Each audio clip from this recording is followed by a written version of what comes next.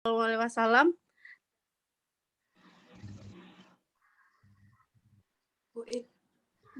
Keluar dia. Meneladani Rasulullah SAW dalam berjual beli. Nah, kata Kang Dewa, tutup saja usahamu kalau lebih mengutamakan keuntungan daripada menggapai surga. Kita dengarkan aja tausiah selanjutnya dari Ustazah Titi kepada Ustazah. Untuk waktu dan tempat kita persilahkan.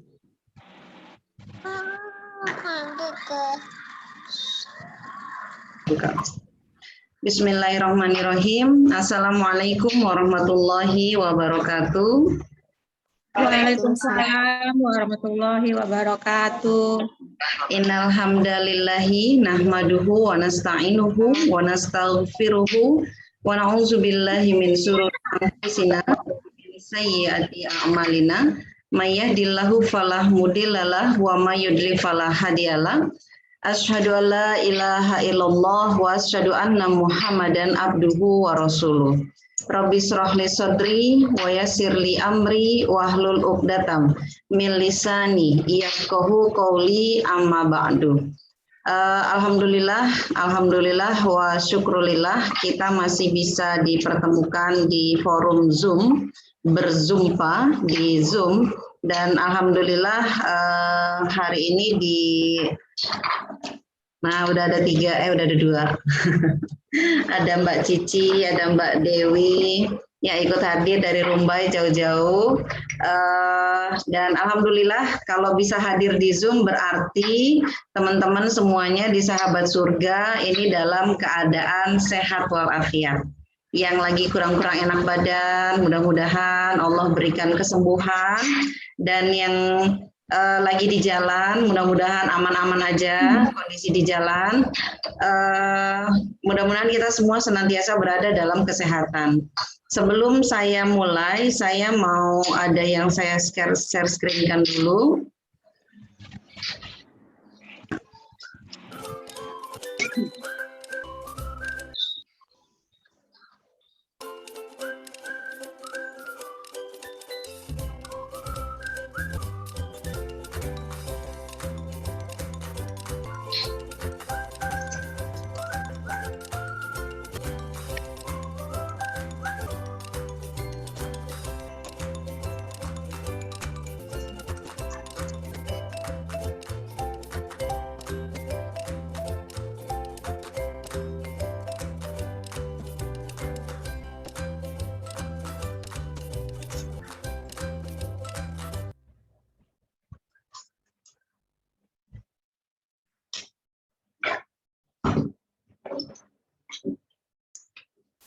Puter-puter jadinya.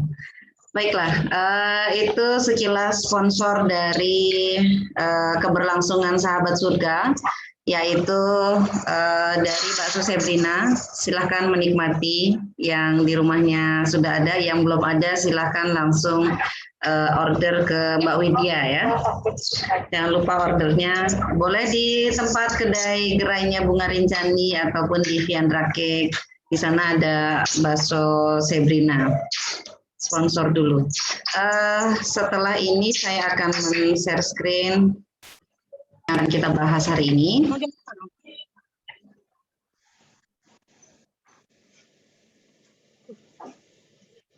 Meneladani Rasul dalam jual beli.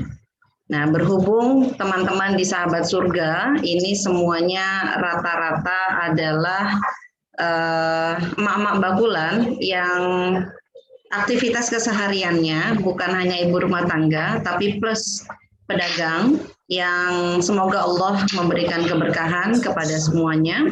Ustazah, ya. Bu, suaranya kecil ya? Suara saya kecil ya?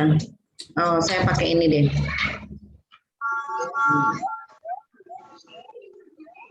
Sekarang udah kedengeran nggak suara saya?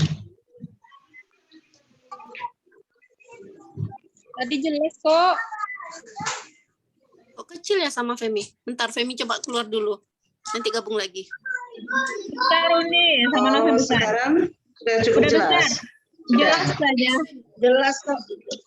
Ya, sepertinya memang harus pakai pakai alat bantu. Ya, meneladani Rasul dalam jual beli. Biasanya kita mengenal meneladani Rasul itu hanya dalam perkara-perkara ibadah. Ketika dikatakan oleh Rasulullah, "Shollu kama usolli," salatlah kalian sebagaimana aku sholat. Nah, tapi tahukah sahabat surga semuanya, ternyata dalam hal jual beli kita pun harus meneladani Rasul. Bagaimana caranya? Nah, yang pertama kita lihat dulu, Rasulullah Shallallahu Alaihi Wasallam bersabda, "Inna tujaro." Tujaro itu siapa? Tujaro itu adalah ibu-ibu. Duduk aja, Bang. Ibu-ibu yang ada di sahabat surga semuanya. Tujar itu adalah pedagang. Sesungguhnya pedagang, inna tujaro yub'asuna yaumal qiyamah. Yub'asuna itu akan dibangkitkan pada hari kiamat. Fujaron itu adalah menyeleweng. Orang-orang yang menyeleweng. Illa kecuali ittaqullah, kecuali orang-orang pedagang yang bertakwa kepada Allah. Wa barra wa shaddaq, yang berbuat baik, wa barra wa shaddaq, dan jujur. Berarti secara umum pedagang-pedagang itu akan dibangkitkan pada hari kiamat sebagai orang-orang yang menyeleweng. Bahasa lainnya ada juga dikatakan sebagai orang-orang yang merugi, orang-orang yang curang. Nah, jadi pedagang ini ternyata banyak dilingkupi oleh hal-hal yang bisa menjerumuskan kepada pelanggaran terhadap hukum syara. Nah, tapi Rasul katakan ilah, kecuali ittaqullah, kecuali orang-orang yang bertakwa kepada Allah. Kemudian wabarro, orang-orang yang berbuat baik, wasadaqo, dan orang-orang yang jujur. Nah, bagaimana kita bisa termasuk yang ilah ini, termasuk yang dikecualikan, yang bukan pedagang-pedagang pada umumnya. Satu lagi perkataan dari Umar bin Khattab. Umar bin Khattab itu telah berkata, la yabai, tidak boleh. Jadi janganlah yabai, janganlah ada yang berdagang. Fi suqina, di pasar-pasar kami. Illa, kecuali man qad tafaqa fiddin, kecuali orang itu telah memahami ilmu agama. Nah, jadi Umar bin Khattab pernah membuat peraturan di eranya kepemimpinannya Umar bin Khattab, tidak boleh ada yang jualan di pasar kecuali dia masuk pasar dalam keadaan faqih fidin. Jadi kebayang dong ya, yang jualan di pasar pada era itu adalah orang-orang yang faham agama, faham fikih. Sehingga kecurangan-kecurangan di pasar, tipu daya di pasar itu semuanya sangat minimal, diminimalisir. Jadi kalaupun ada kejadian, itu bukan kejadian yang umum terjadi. Jadi itu kejadian yang luar biasa kalau sampai terjadi kecurangan. Karena umumnya di pasarnya itu, di pasarnya kaum muslimin di era kepemimpinannya Umar bin Khattab adalah orang-orang yang paham agama. Nah, jadi ini sebenarnya bukan ditujukan kepada saat itu saja, tapi ini sebenarnya ditujukan kepada seluruh kaum muslimin. Istilahnya gini, orang-orang Islam, gitu ya, hai kaum muslimin, jangan kamu itu jualan kalau nggak paham agama. Nah, gitu. Sekarang ini kita kan kebalik ya, yang penting jualan dulu, gitu. Yang penting jualan dulu, hukum belakangan. Nah, akhirnya kita banyak melakukan kesalahan-kesalahan di dalam aktivitas jual beli. Makanya hari ini alhamdulillah kita bisa ketemu lewat Zoom meeting di kajian Sahabat Surga, dan kita akan mempelajari bagaimana aktivitas Rasulullah di dalam jual beli. Sebelumnya saya akan menjelaskan dulu tentang meneladani perbuatan Rasulullah atau ittiba, meniru, meneladani, mengikuti ittiba Rasul itu harus memenuhi 3 syarat. Syarat yang pertama, jadi kita niru Rasul ini bukan sekedar yang penting mirip, yang penting mirip, yang penting menyerupai. Enggak, ternyata tidak semua perbuatan Rasul itu boleh ditiru oleh umatnya. Karena di antara perbuatan-perbuatan Rasul itu nanti ada yang statusnya haram untuk ditiru oleh kaum muslimin. Jadi itu khusus hanya untuk Rasul. Kemudian ada juga yang statusnya hanya mubah, nggak sampai sunnah. Jadi hanya mubah. Cara Rasulnya berjalan, cara Rasulnya makan, cara Rasulnya mengunyah, itu mubah karena itu adalah jibiliyah. Nah, kemudian ada lagi, ada yang status perbuatan Rasul itu memang sunnah, bahkan ada yang wajib. Nah, jadi apa syarat-syarat ini? Ada 3. Yang pertama adalah misla fi'lihi, yaitu semisal dengan perbuatan Rasulullah. Semisalnya itu gimana? Semisal itu berarti sama persis seperti perbuatan Rasulullah. Itu yang dikatakan sebagai semisal. Rasul mengangkat tangannya pada waktu takbiratul ihram. Kita pun mengangkat tangan ketika melakukan takbiratul ihram. Nah, itu semisal gitu. Itu namanya semisal. Rasul ketika berdagang itu tidak melakukan kecurangan. Nah, berarti kita ketika berdagang juga tidak boleh melakukan kecurangan. Itu semisal juga. Nah, kemudian yang kedua, sejalan dengan niat dan tujuan dari perbuatan Rasulullah Shallallahu Alaihi Wasallam. Ala wajhihi. Ala wajhihi itu berarti seirama, sejalan dengan niat yang ditujukan dari perbuatan itu. Kalau niatnya itu adalah untuk taqarrub ilallah, maka kita pun niatnya harus taqarrub ilallah, bukan hanya sebatas meniru Rasul. Kalau niatnya itu adalah untuk menggugurkan kewajiban, maka kita pun juga harus niatnya dan tujuan dari perbuatan itu harus menggugurkan kewajiban. Itu. Jadi bukan hanya yang penting mirip, yang penting ya kayak apa yang waktu itu saya pernah ceritakan tentang Anas bin Malik. Anas itu dia ketika melihat Rasul makan labu, kemudian dia pun pengen makan labu. Nah, jadi bukan hanya sebatas itu, tapi juga harus misla fi'lihi, harus semisal, sama persis dengan perbuatan Rasul. Yang kedua, dia harus ala wajhihi, sejalan dengan niat dan tujuannya. Dan yang terakhir, min ajli fi'lihi, min ajli itu sesuai dengan konteks kapan dilakukan perbuatannya. Kalau Rasul itu melakukan akad nikah, itu akad dulu, baru kemudian wanita itu dipegang oleh Rasul, jadi dinikahi dulu, baru kemudian dipegang, dibelai gitu ya. Nah, kita juga harus begitu, jadi baru mau dipegang setelah diucapkan akad nikah. Jangan dipegang dulu sebelum akad nikahnya diucapkan. Begitu juga dengan ketika kita jualan. Kita jualan itu akad dulu. Saya jual barangnya, saya beli barangnya, akad dulu, baru barangnya dibawa kan. Nah, akadnya belum, barangnya dibawa, nah itu bukan jual beli namanya. Jadi akad duluan di depan, baru barangnya berpindah. Nah, itu sesuai konteks. Nah, kita akan lebih mendetaili tentang jual beli. Jadi ittiba kita dalam pembahasan kita kali ini meniru perbuatan Rasulullah adalah misla fi'lihi ala wajhihi dan min ajli fi'lihi, dari sisi perbuatannya, dari sisi niatnya, dan dari sisi kapan dilakukan perbuatan itu. Nah, ini adalah ittiba kita. Wabil khusus pembahasan kita kali ini ittiba dalam hal jual beli. Jual beli apa itu? Jual beli atau al-bai secara syara adalah mubadalah. Mubadalah itu menukarkan. Mubadalah menukarkan malin harta dengan bimalin, harta dengan harta.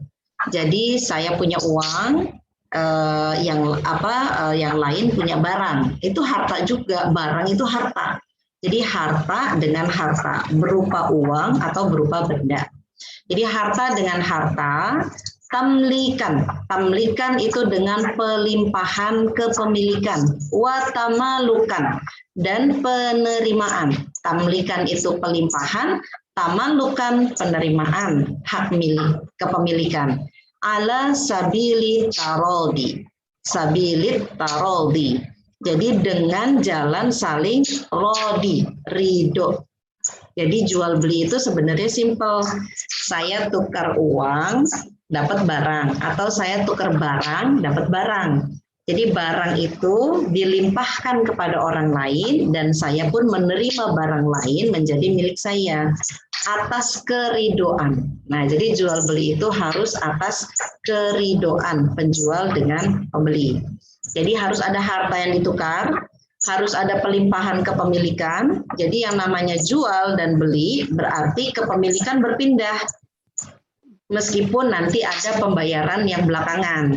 Jadi duitnya duluan, barangnya duluan, bayarnya belakangan. Nah, kayak kredit itu kan barangnya duluan, uangnya belakangan. Saya ambil gamis ya, saya bayarnya tempo, saya bayarnya kredit. Nah, ketika kita bayarnya kredit berarti kan harta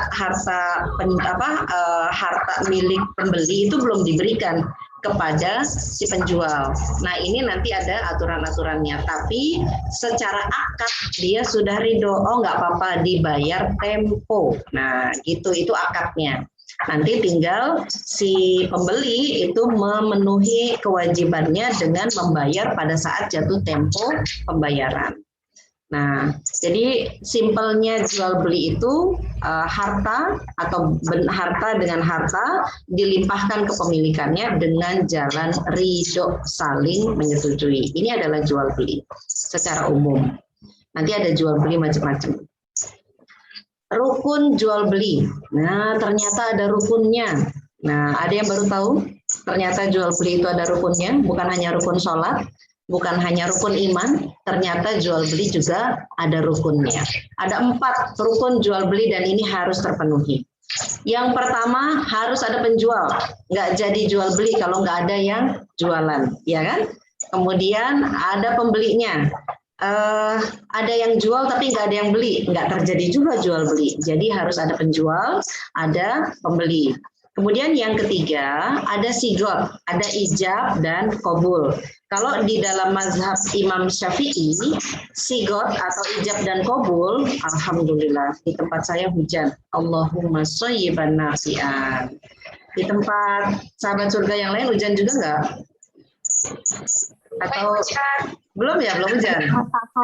Masih terang. Masih terang. Oh, oke. Tenang aja. Kayaknya sebentar lagi hujannya rata nih, karena awannya mendungnya gelap. Jadi kita ada background ya, ada background suara gerimis mengundang, hujan mengundang. Nah, kita lanjut.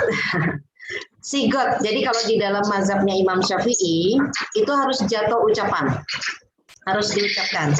Saya jual, saya beli. Itu. Jadi bisa jadi ucapannya itu kalau di Kalimantan itu masih berlaku. Saya jual, saya beli, ditukarlah. Jadi ditukar, ulun tukar, ulun beli. Nah, seperti itu. Tukar itu artinya beli. Kemudian yang satu lagi ulun jual. Jual itu ya berarti dijual. Itu mazhab Imam Syafi'i mengharuskan ada ijab dan qabul. Tapi kalau di yang lain itu tidak mengharuskan diucapkan. Ijab qabulnya harus ada, tapi nggak mesti diucapkan. Kayak seperti kita belanja di minimarket, itu kan dengan kita menyodorkan barang pilihan kita, kemudian si mbaknya yang menjual itu kemudian men-scan harga, kemudian menyebutkan nominal harganya, ini totalnya sekian, itu dianggap sudah ijab dan qabul. Gitu.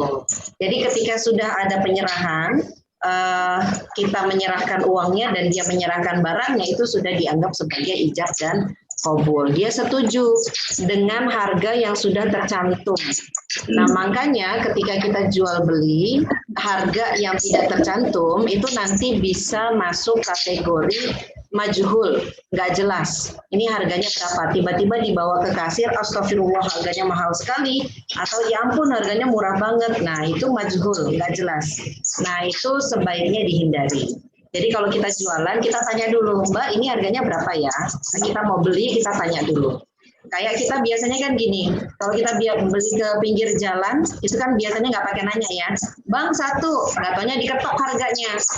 Satu, kita mengira harganya itu sama seperti yang lain, yaitu sekitaran misalkan satu porsi sate Padang, ya sekitaran 20.000 lah ya, 20-25.000 deh yang the bestnya.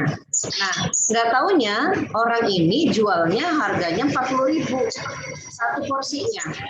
Meskipun secara penampilan sama, tapi ternyata kita nggak nanya, begitu kita mendapatkan totalan, kita jadi kaget ya. Loh kok harganya mahal betul? Nah itu karena ada kemajhulan. Jadi ada ketidakjelasan, nggak jelas harganya berapa. Kita mau beli juga berapa, itu nggak jelas. Nah makanya nggak boleh harus diperjelas. Jadi harus ada sigot, ijab, dan qabul. Yang keempat, harus ada barang yang jadi objek transaksi. Ada penjual, ada pembeli, ada sigot, ada barang yang jadi objek transaksi. Karena tidak terjadi jual beli kalau tidak ada perpindahan kepemilikan antara harta tadi. Nah, jadi ini adalah 4 rukun jual beli. Nah, kemudian ada syarat-syarat jual beli. Ini akan kita bahas satu persatu, nanti akan diurai. Ada syarat terakatkannya jual beli. Jadi tadi kan ada ijab dan qabul, ada akad ya. Nah, ini ada nanti dijelaskan gimana syarat terakatkannya jual beli itu. Jadi jual beli yang berakad itu seperti apa. Kemudian yang kedua, syarat efektif berlakunya atau nafas. Nafas itu jika tidak terpenuhi akadnya, itu bergantung kepada pembolehan di suatu pihak. Kalau ada yang tidak setuju, maka batal. Jadi syaratnya itu tidak terpenuhi akadnya, tetapi masih ridho. Oh ya sudahlah, kan misalkan gini saya mau beli tapi nggak bisa bayar sekarang, atau saya beli tapi bayarnya separuh dulu. Ya sudahlah. Nah kalau seperti itu masih bisa, masih diperbolehkan. Kalau ada yang nggak ridho, boleh nggak saya kembaliin? Saya tukar sama yang lain, barang yang lain. Kalau dia nggak ridho, maka nggak bisa. Nah, kemudian nanti kita jelaskan lagi syarat sahnya jual beli. Jadi jual beli itu juga ada syarat sahnya. Yang keempat, syarat yang menentukan kepastian atau luzum. Apa itu? Nah, ini nanti kita bahas. Lanjutannya, syarat ini yang pertama dari syarat jual beli yaitu syarat terakatkannya jual beli. Orang yang berakad adalah orang yang telah berakal atau mumayyiz. Nah, ini dia nih. Nanti ada pembahasan khusus, keterangan lebih lanjut bahwa ternyata ini ada catatannya, bila yang berakad itu adalah anak kecil, nah ibu-ibu dari sahabat surga yang sudah punya anak, yang anaknya belum berusia 7 tahun, karena mumayyiz itu adalah 7 tahun, kira-kira ya, kira-kira itu lebih dari 7 tahun. Dia sudah pandai berhitung, dia sudah bisa berakad. Nah, bila yang berakad anak kecil yang belum mumayyiz, umurnya masih di bawah 7 tahun, maka jual belinya tidak sah. Meskipun sama-sama ridho. Kenapa? Syarat pertama tidak dipenuhi. Yaitu apa? Dia mumayyiz. Mumayyiz itu bisa membedakan. Ini harganya berapa, jumlahnya berapa, uang rupiah itu 1.000 yang mana, 5.000 yang mana. Nah, jadi kalau ibu-ibu mau nyuruh anaknya ke warung, beli garam yang biasa mama beli, meskipun dia biasa nemenin kita, tapi umurnya masih di bawah 7 tahun, maka jangan. Jadi itu jangan akad jual beli ke anak kecil. Ini ada titipan dari mama. Nah, titipan dari mama pun ada syaratnya orang yang dititipin tuh. Nah, jadi tunggu anaknya sampai usia 7 tahun, baru dia boleh berakad jual beli. Terus kalau di bawah itu gimana? Dampingi atau bisa pakai akad amanah ya, dia menyampaikan amanah. Ini ibu minta dibelikan garam, ini uangnya, ini suratnya, ini duitnya. Nah, tapi kalau lebih baik sih jangan. Jadi lebih baik jangan, ditahan dulu, jangan biarkan anak kita yang di bawah 7 tahun itu dia beli permen, beli ciki, beli kerupuk, itu nggak boleh ya, karena secara hukum syara itu tidak sah. Nah kalau tidak sah, apa yang dimakannya itu nggak ada hitungannya, karena kan nggak sah, nggak ada akadnya berarti. Nah, kemudian ada terjadi perbedaan pendapat tentang balik. Nah, jadi mumayyiz itu kan belum balik. 7 tahun itu kan belum balik, karena balik itu sekitar usia 15 tahun ya, atau 9 sampai 15 tahun. Karena ada yang usia 9 tahun sudah balik. Nah, jadi 9 sampai 15 tahun itu adalah usia-usia normalnya anak-anak itu mencapai akil balik. Nah, sebagian ulama menyatakan sah. Dia mumayyiz tapi belum balik, asalkan seizin orang tuanya. Sementara sebagian ulama lagi menyatakan tidak sah, baik dengan seizin orang tuanya ataupun tidak. Sebagian lagi, jadi terbagi 3 ya, sebagian lagi memperbolehkan untuk jual beli barang yang nilainya remeh, maksudnya kecil-kecil, ya kayak beli kerupuk, beli permen, beli gula sekilo, itu kan masih kecil ya. Nah kalau yang besar, itu nominalnya besar juga. Jadi kalau yang sudah nominalnya besar, itu barangnya juga besar, beli panci harga 8 juta, oh itu nggak boleh. Gitu. Ini nggak boleh. Semua yang memiliki 3 pendapat ini semuanya bersepakat kalau yang seperti itu tidak boleh. Jadi kan ada tuh rame di berita kemarin ya, anak kecil bertransaksi online, nukar beli diamond ya, beli diamond di game itu bisa sampai 50 juta. Nah itu nggak boleh itu nggak boleh. Meskipun dia belinya kecil-kecil awalnya, diamondnya itu kan nggak ada yang kecil. Kalau di game itu bisa sampai 100.000, 500.000, 1 juta. Nah itu tidak diperbolehkan, tidak sah. Meski tanpa izin orang tua. Jadi sebagian memperbolehkan untuk jual beli barang yang nilainya remeh meski tanpa izin orang tua. Ini contohnya riwayat Ibnu Abi Musa bahwa Abu Darda ini sahabat Rasul, membeli seekor burung kecil dari seorang anak kecil lalu dilepas. Jadi dia intinya pengen ngebebasin burung yang dijual oleh anak kecil juga. Anak kecilnya itu usianya sudah mumayyiz tapi belum akil balik. Nah, jadi dari 3 pendapat ini, kalau akil balik itu ada perbedaan pendapat, tapi yang lebih kuat itu boleh. Tapi untuk perkara-perkara yang nilai akad jual belinya itu kecil. Kemudian kalau mumayyiz, yang belum mumayyiz, belum 7 tahun, tidak boleh melakukan aktivitas jual beli. Meskipun dia sudah diajarin.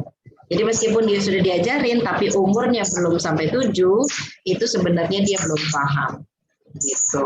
Nah, jadi ini poin yang pertama tadi, orang yang telah berakal, akil balik maksudnya, atau mumayyiz. Tapi yang lebih kuat adalah mumayyiznya, yaitu 7 tahun.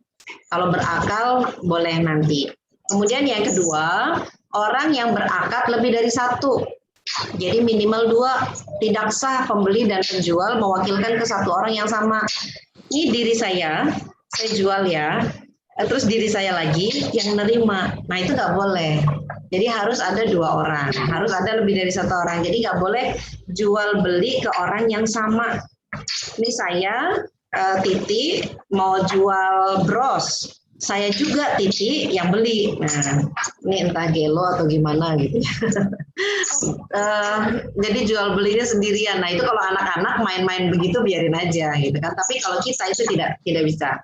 Jadi orang yang berakad itu namanya juga ini kan muamalah ya, maka orang yang berakad itu harus lebih dari satu. Jadi nggak bisa saya mewakilkan kepada diri saya sendiri untuk beli dan jual. Nah itu nggak boleh. Jadi syarat terakadkannya itu adalah orangnya lebih dari satu. Kemudian yang ketiga, qabul sesuai dengan ijab. Qabul sesuai dengan ijab, yang satu jual, yang satu beli. Nah itu sesuai.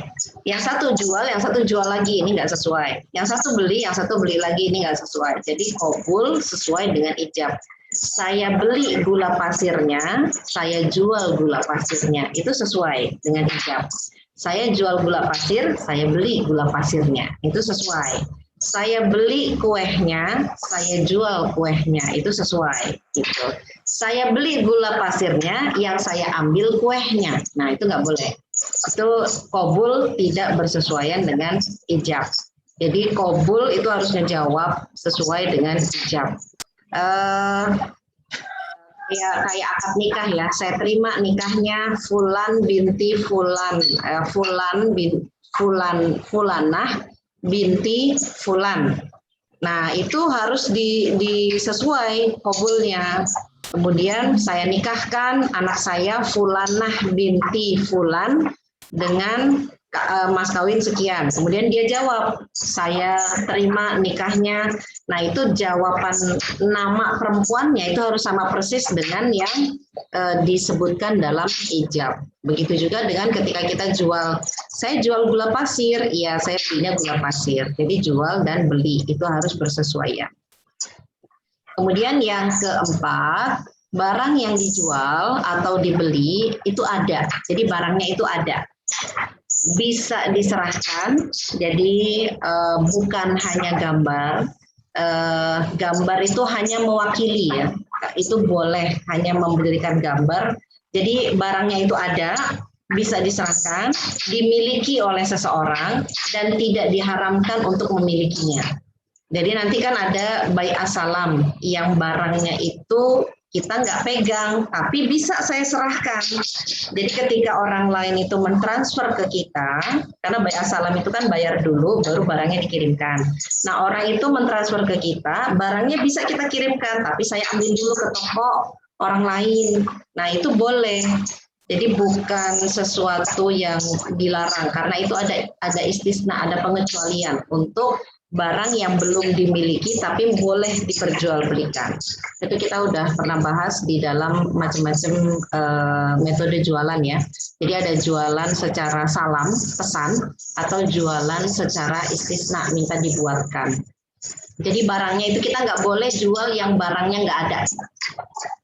Bu, saya mau beli mangga. Tuh lihat aja di pohon mangga baru ada bunganya. Nah, baru ada bunganya, bukan manggahnya.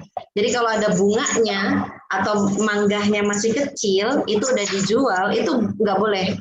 Kenapa nggak boleh? Karena belum tentu mangga itu jadi mangga.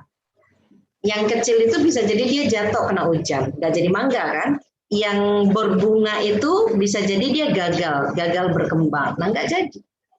Gitu. Nah jadi barang yang dijual itu harus ada dan bisa diserahkan. Jadi apa kalau kita kenalnya sistem ijon ya, ijon ya kalau nggak salah itu yang baru berkembang, baru ini udah ditawar manggahnya itu, biasanya buah-buahan yang kayak gitu dan itu nggak boleh. Jadi harus dilihat dulu mangganya harus ranum dulu, baru kemudian dilakukan akad jual beli. Kalau bisa udah dipetik sekalian, biar gampang gitu ya. Tapi waktu di pohon masih boleh sih, tapi mangganya udah kelihatan. Ya. Yang kelima, satu majelis. Nah, jadi harus dalam satu majelis.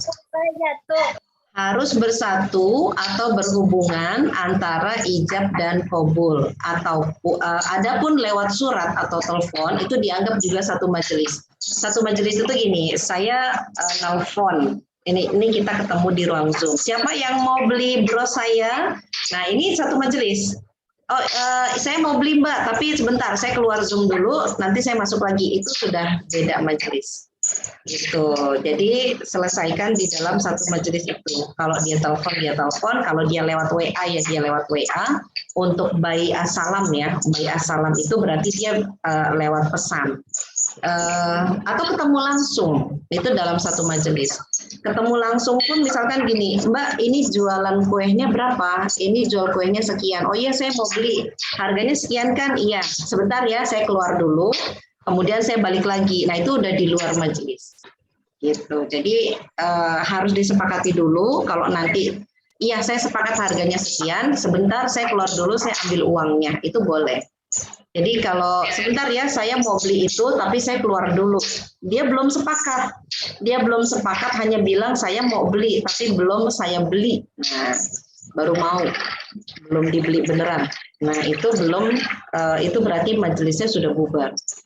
Nah, kalau lebih gampangnya itu ada contohnya jual beli sapi. Jual beli sapi itu di pasar sapi. Itu kan orangnya di dalam satu tempat itu sampai ditutupin pakai kain tangannya itu, dan nggak boleh lepas kecuali sudah selesai akadnya. Jadi kalau dia mau jadi beli jadi enggak gitu. Jadi kalau dia nggak jadi beli, maka setelah tangannya itu saling melepas, dia boleh menawarkan sapinya itu ke orang lain. Tapi kalau dia lepas dalam keadaan jadi beli, berarti sapinya nanti diserahkan.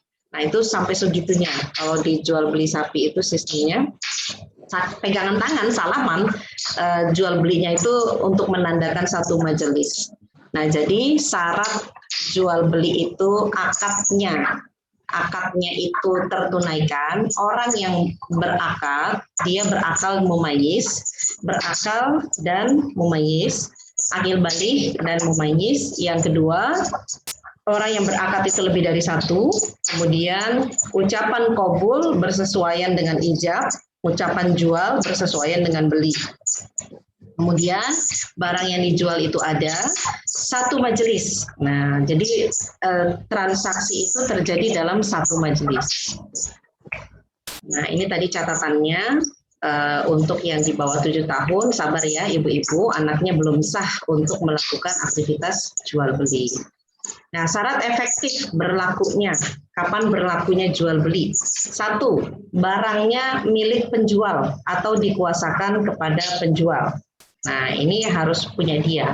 Dikuasakan itu berarti kita ngejualin punya orang. Nah, kita dapat kuasa untuk menjualkan.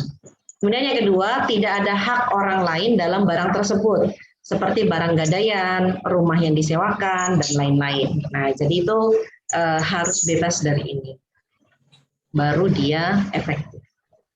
Nah, syarat sahnya jual beli yaitu jual beli bebas dari. Nah, jadi sah kalau bebas dari ini. 1, paksaan. Jual beli yang dipaksakan nggak boleh.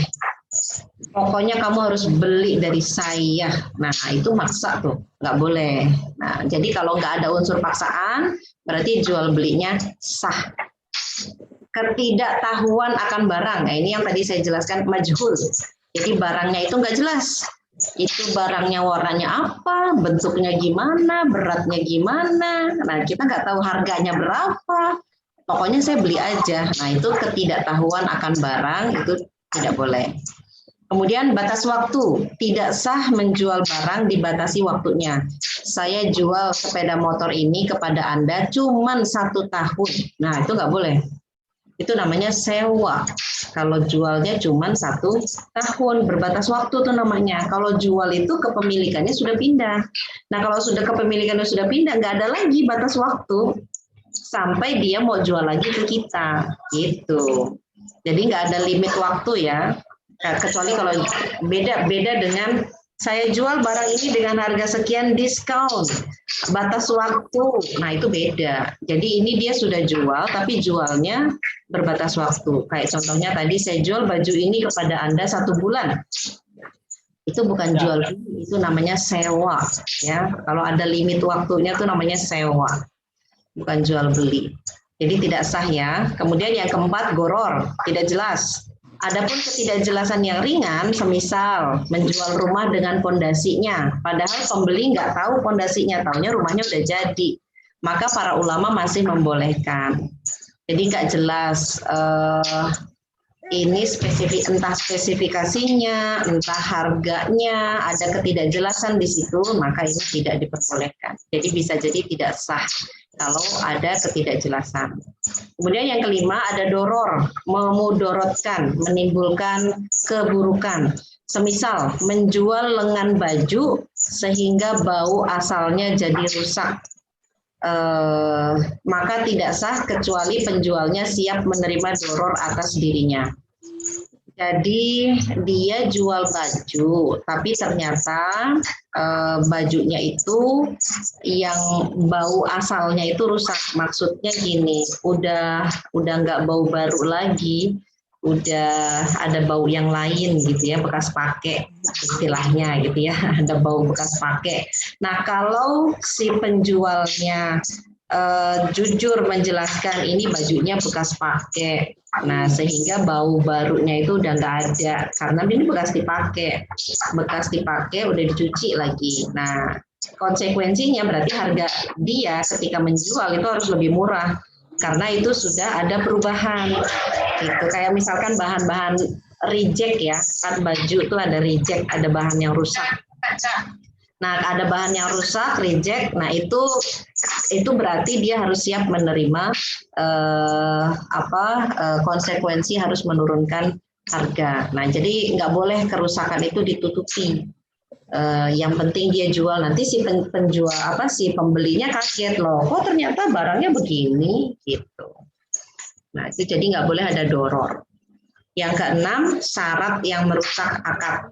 Ada syarat yang merusak akad. Salah satu contohnya gini, kamu boleh beli barang dari saya dengan syarat kamu juga menjual barang yang kamu punya. Nah itu jual beli bersyarat, jadi akadnya rusak dengan adanya jual beli bersyarat.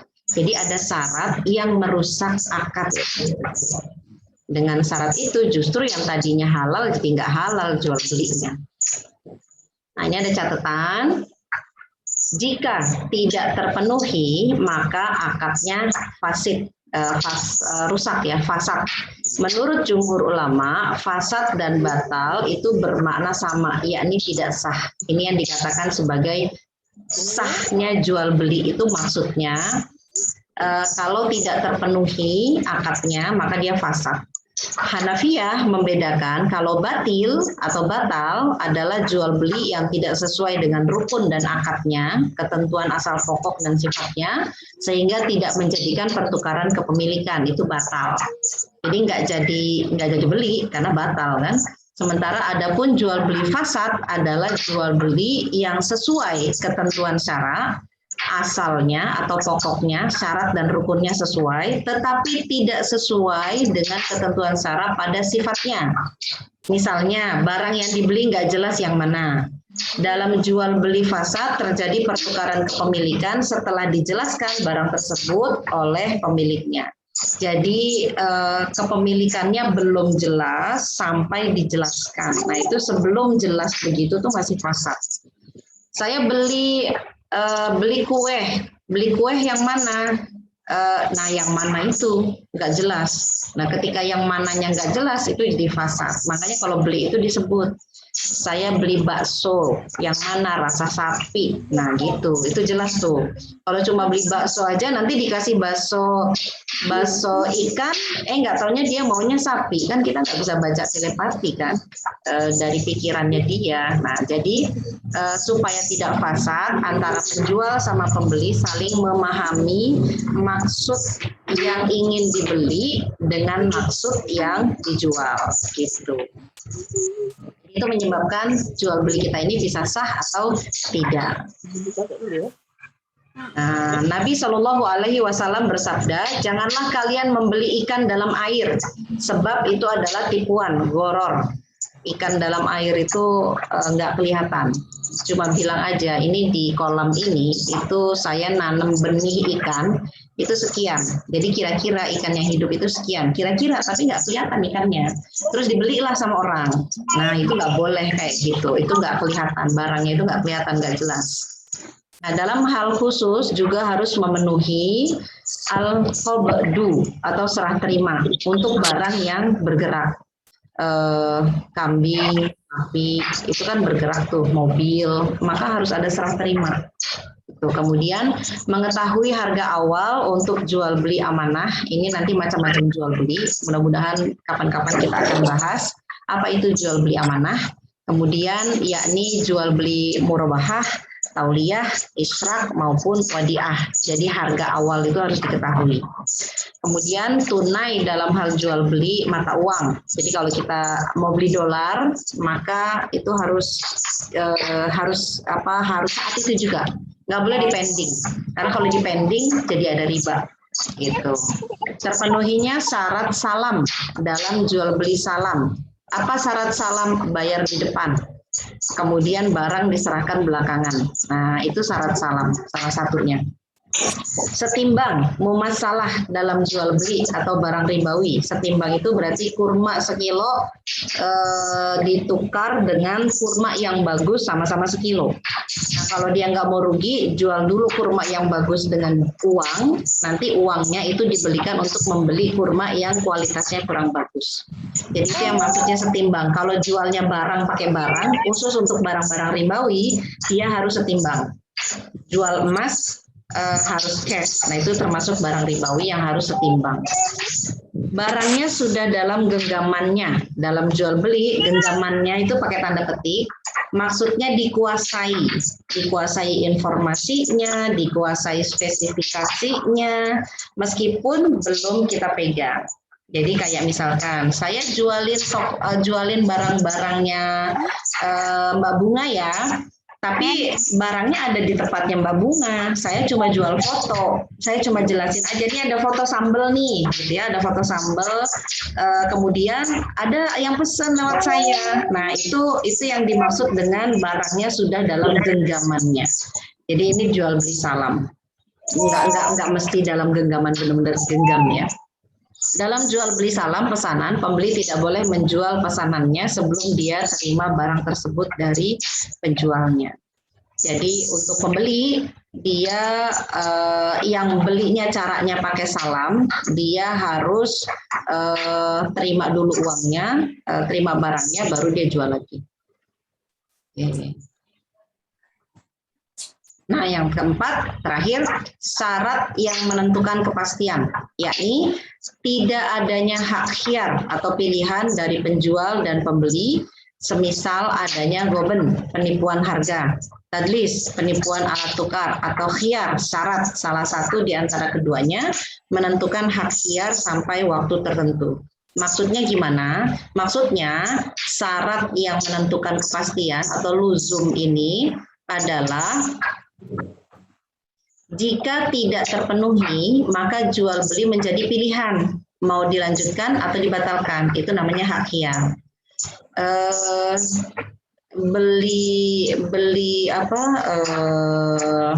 Nggak terpenuhi salah satunya. Ini saya beli sepeda. Ternyata sepedanya itu rantainya rusak. Waktu dijelasin sepedanya bagus, tapi ternyata ketika akan diserahkan itu rantainya rusak. Nah, itu harus ada hak khiyar di situ. Harus ada hak pilihan. Ini mau dilanjutkan jual belinya atau nggak jadi, gitu. Oh, ternyata rantainya rusak ya, iya, di perjalanan rantainya ternyata putus, misalkan, atau gimana gitu ya. Nah, itu kalau mau dilanjutkan maka si pembeli harus menerima konsekuensi kekurangannya, dia ridho, atau kalau si pembeli nggak mau maka dibatalkan. Gitu, aduh rusak ya, kalau gitu saya batalin aja deh, ya udah nggak apa-apa. Ya ruginya penjual di situ ya. Jadi harus ada syarat yang menentukan kepastian luzum. Jadi ada hak khiyar. Kalau memang barangnya bagus ya terima saja, nggak ada pembatalan karena memang sudah sesuai spesifikasi. Mungkin dia salah baca gitu ya, sehingga dia protes. Kok ternyata kecil, kan memang saya udah tulis sentimeternya sekian. Kalau dulu waktu saya jualan itu sering kejadian kayak gitu. Mbak ternyata keranjangnya kecil ya gitu. Kan saya udah tulis tingginya sekian, diameternya sekian, beratnya sekian, sampai beratnya itu saya kiloin gitu. Dia pakai gram-graman digital gitu. Masih aja ada yang protes gitu. Itu gara-gara nggak baca. Kalau itu bukan kesalahan saya, gitu kan, itu kesalahan dia, dan itu nggak ada khiyar kalau gitu, karena salah di dia kan. Saya sudah sebutkan spesifikasinya dan dia setuju, cuman dia nggak ngeh gitu dengan tulisan yang sudah saya tulis, fotonya sudah saya cantumkan, ukurannya, di keterangan sudah saya tuliskan, begitu dia beli dia protes. Kadang kita ketemu juga sih orang-orang kayak gitu ya, jualan kemudian ada aja komplainnya gitu ya. Ya sudahlah, ya sebagai solusinya hak hiar aja. Ya sudah nih saya kasih hak hiar, mau dikembaliin barangnya atau enggak. Rata-rata itu pasti ngejawabnya sudahlah, saya terima aja. Ya salah dia nggak baca, gitu ya. Nah, kecuali yang nipu ya, kalau nipu lain lagi. Makanya ini tadi ada pilihannya itu goben, penipuan, tadlis, penipuan alat tukar, khiyar syarat. Nah, ini ada penipuan, maka dia diberikan hak khiyar. Solusinya adalah dengan hak khiyar. Nabi Shallallahu Alaihi Wasallam bersabda, 2 orang yang melakukan jual beli mempunyai hak khiyar dalam jual belinya selama mereka belum berpisah atau jual belinya dengan akad khiyar. Kalau barang tidak sesuai, maka saya nggak jadi ya. Nah, itu akad khiyar. Nah, dan juga berdasarkan hadis dari Ibnu Umar bahwa ada seorang lelaki yang seringkali tertipu dalam jual beli. Maka Nabi Shallallahu Alaihi Wasallam memberikan kepadanya hak pilih. Beliau Shallallahu Alaihi Wasallam bersabda, kalau engkau membeli sesuatu, katakanlah tidak ada penipuan, la hilabata. Maksudnya gini, supaya dia nggak ditipu, sebelum dia beli, dia nanya dulu, kamu nggak nipu saya kan? Nah gitu, kamu nggak bohong kan? Ini bener kan? Barangnya itu sebagus yang kamu bilang kan? Nah, jadi ketika si penjual bilang, iya benar, nah itu berarti dia menghindari penipuan. Karena kalau ditegaskan seperti itu, ternyata masih bohong juga, nah baru kena ketipu. Tapi kalau itu salah satu tips sih sebenarnya yang Rasul sampaikan, supaya nggak nipu, maka katakanlah tidak ada penipuan. Maksudnya tidak ada penipuan, dipertegas informasinya. Ini barang gimana, spesifikasinya gimana, ya tanya aja, bawel aja nanya gitu. Nanya aja supaya jelas barang yang akan dibelinya. Alhamdulillah selesai. Mudah-mudahan bisa dipahami. Demikian yang bisa saya jelaskan tentang meneladani Rasul dalam jual beli. Ada yang mau ditanyakan dari sahabat surga yang di Zoom maupun yang di video call, silakan. Saya kembalikan ke Mbak Femi. Alhamdulillah, surah penyampaian dari Ustazah Titi yang hari ini. Sahabat surga gimana, masih semangat? Masih Uni. Boleh dibuka tanya lagi. Ada yang mau ditanyakan? Istri mau nanya. Kali nih. Boleh, silakan. Silakan. Yang kemarin pernah ditanya sama Kak Femi, itu Zah, kan tadi yang dibilang penjualan tuh. Jadi kalau misalnya gini nih, kan Istri ingin beli barang nih. Kayak biasanya kan kalau kita kredit barang saat dari ke toko, tokonya ke leasing tuh. Nah, tapi kalau misalnya kita pengen beli barang itu, tapi dia kita akan kreditnya itu berdua, kayak saya dengan leasingnya langsung. Jadi orang leasingnya inilah ke tokonya gitu. Itu gimana aja? Gimana? Desri, misalnya gini, kita kan kayak mau kredit nih, biasanya kalau kita kredit barang atau motor gitu kan, Desri ke toko, terus nanti sesudah ke toko, nanti orang toko itu menyediakan leasing. Nah, di situ kan akadnya jadi bertiga, kan? Kan katanya kalau yang seperti itu nggak boleh. Nah, tapi ini Desri ini mau mau kredit barang itu, tapi akadnya itu berdua. Desri dengan leasing aja gitu. Jadi Desri urusannya dengan leasing, harganya semuanya segalanya sama leasing. Nah, leasing itulah berurusan nama toko. Itu gimana, Zah? Jadi Desri nggak pakai nama tokonya lagi. Ya.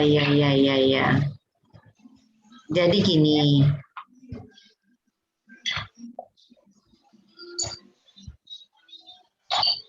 Jadi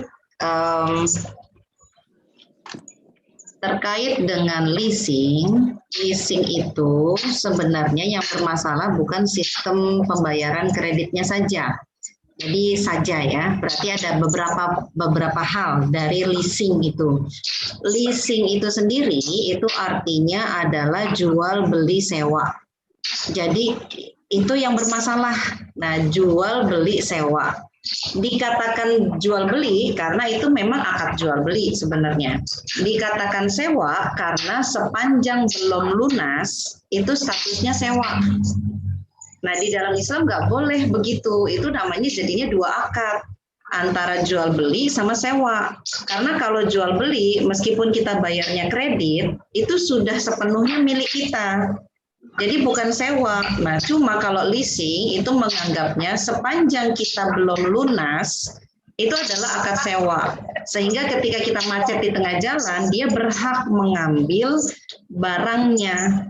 Padahal itu nggak berhak, karena kan seharusnya kita jualan, gitu kan, kita jual beli gitu kan. Kalau jual beli itu berarti kepemilikan itu udah milik kita. Nah, leasing itu sepanjang kita belum lunas, statusnya itu adalah sewa. Nah, yang jadi masalah itu di situ. Tapi kalau kita jual beli kredit saja, jual beli dengan pembayaran kredit itu boleh. Kalau jual beli dengan pembayaran kredit, saya jual, katakanlah misalkan gini, saya jual handphone ke Mbak Desri. Nah, Mbak Desri belinya kredit ke saya. Nah, sepanjang Mbak Desri sedang mencicil, Mbak Desri ini saya jual handphone, harganya sekian, spesifikasinya sekian, 10 bulan ya. Nah, 10 bulan lunas. Nah, ketika Mbak Desri itu bayar, baru 5 bulan ternyata ada pandemi. Mbak Desri nggak bisa melunasi pada bulan itu. Saya minta keringanan dong untuk bayar, saya coba cari-cari dulu, insya Allah bulan depan saya bayar. Jadi saya minta tadinya 10 bulan, tolong diperpanjang jadi 15 bulan untuk bayar kreditnya. Nah, itu handphonenya tetap punyanya Mbak Desri, saya hanya tinggal nunggu pembayarannya Mbak Desri. Jadi status handphonenya itu bukan sewa. Gitu. Jadi statusnya itu memang milik Mbak Desri, nggak ada yang saya tahan dari situ. Nah, kalau sesama teman kayak yang saya bilang tadi bisa berarti kan kalau kita sesama teman gitu, tapi dia udah komunikasi kita lah sesuai perjanjian gitu. Misalnya gini kayak Desri nih, misalnya ada nih sama teman ada kredit barang, tapi dia bilang ke Desri gini, tapi Des, karena ini kredit, jadi saya kasih lah misalnya tambah apalah kelebihannya lah, misalnya harga barangnya sekian 800, kakak bikinlah jadi 1 juta atau 1.100.000, itu boleh Zah? Boleh. Jadi kalau itu gini loh, itu nanti ada namanya jual beli amanah tadi.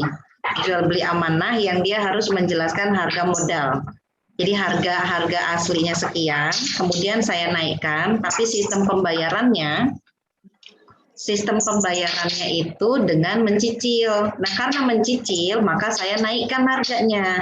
Kalau belinya itu cash, kan nggak saya cicil kan. Kalau cash itu kan nggak beli sama teman bisa aja kan. Ya beli aja langsung sama orang lain, itu yang benar-benar menjual, nggak pakai teman saya, karena saya bisa beli cash. Tapi karena saya nggak bisa beli cash, saya mau belinya kredit. Nah, itu boleh. Kenapa? Karena itu jual beli biasa, tapi dengan sistem pembayaran kredit. Nah, kalau leasing itu jual beli sewa, itu yang nggak boleh. Itu belum lagi nanti hitungan riba yang ada dalam cicilannya. Nah, itu tambah lagi gitu. Jadi ada klausulnya itu nggak cuma satu kalau jual beli secara leasing ya. Tapi kalau jual beli kredit tanpa leasing itu berarti jual beli saja, nggak ada sewa. Nah, itu berarti itu boleh. Jadi saya jual handphone, saya beli handphonenya itu 1 juta. Tapi karena ke Mbak Desri ini 10 bulan, saya jual 1,5 juta. Nah, berarti kan saya dapat untung jelas tuh 500.000. Ya, tapi itu jadi kepemilikannya Mbak Desri, bukan sewa. Gitu. Sepanjang Mbak Desri belum menyelesaikan pembayaran, itu tetap menjadi miliknya Mbak Desri. Mbak Desri itu hanya memiliki kewajiban membayar ke saya sampai lunas. Itu. Jadi statusnya itu kalau di leasing itu statusnya sewa sampai dia lunas baru kepemilikan. Nah, jadi kan banyak tuh yang kejadian kayak gitu, termasuk yang kemarin di rumah susun, rusun ya, rumah susun yang dibangun oleh Gubernur DKI Jakarta itu kan pakai konsepnya begitu. Setelah 60 kali dia bayar, dia baru memiliki rumah itu. Padahal nggak boleh kalau gitu. Hari pertama dia membayar, dia mencicil, itu sudah milik dia rumahnya. Jadi paham nggak bedanya? Antara sewa karena lagi mencicil sama jual beli yang kepemilikannya berpindah meskipun pembayarannya itu dicicil. Jadi paham bedanya ya? Nah, jangan kejebak dengan yang sewa karena sedang mencicil, nah itu nggak boleh. Tapi kepemilikannya itu betul-betul milik kita, meskipun kita bayarnya masih mencicil, gitu. Jadi beda ya. Oke. Kalau Desi itu kan barang tuh Ustazah, barang tadi katanya kalau sama teman beli sekian beli 800 bayar 1 juta. Itu kalau barang, kalau misalnya uang gimana? Jual beli duit? berarti kalau pinjam uang, kan tadi kan kalau Desi barang itu contohnya. Ini kalau misalnya dia pinjam uang, pinjam 800 bayar 1 juta. Nah, itu nggak boleh. Nah, nggak boleh.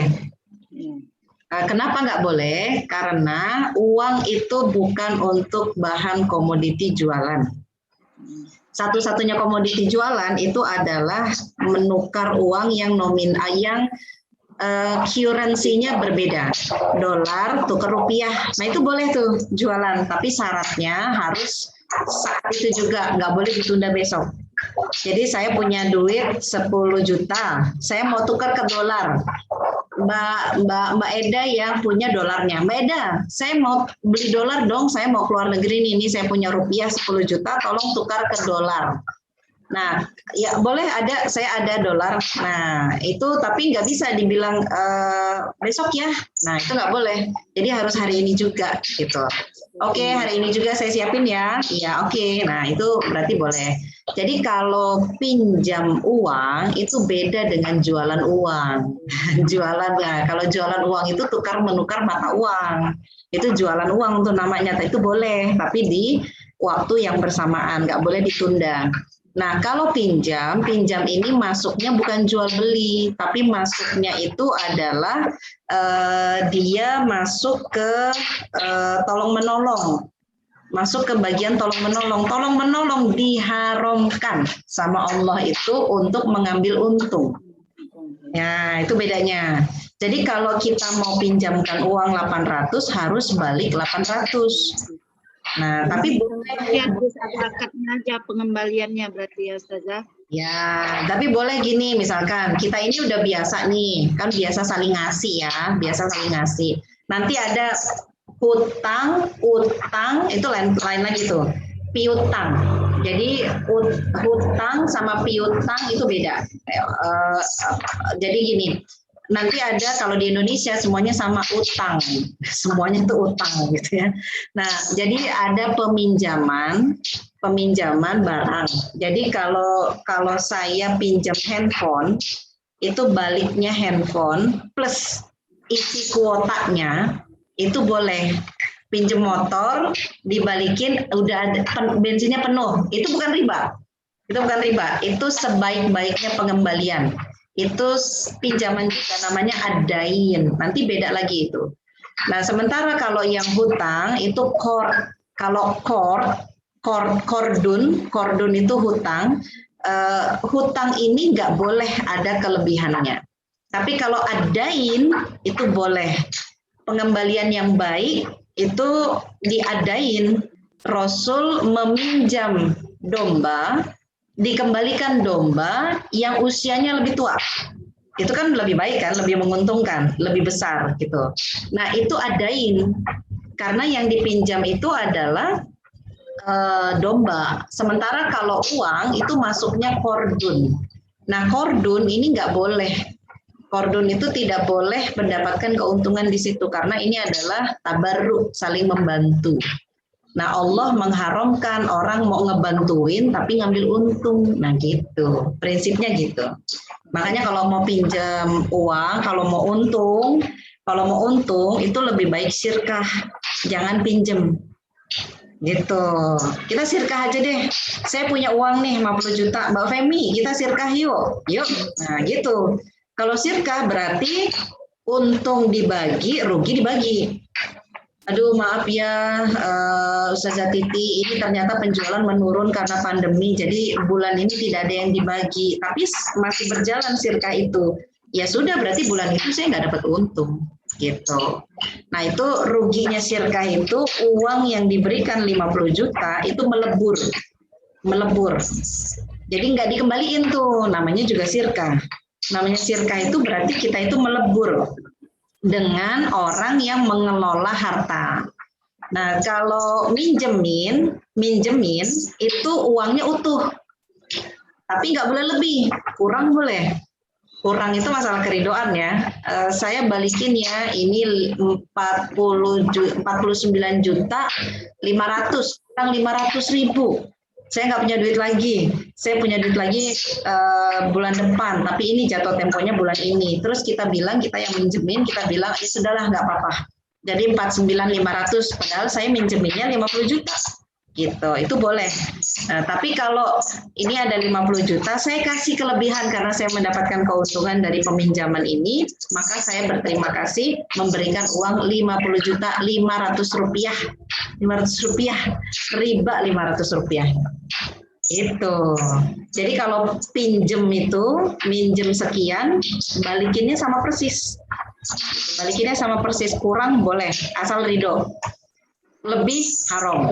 Nah, gitu ya, beda ya. Kurang boleh karena kita kan nolong kan. Kurang boleh, lebih haram.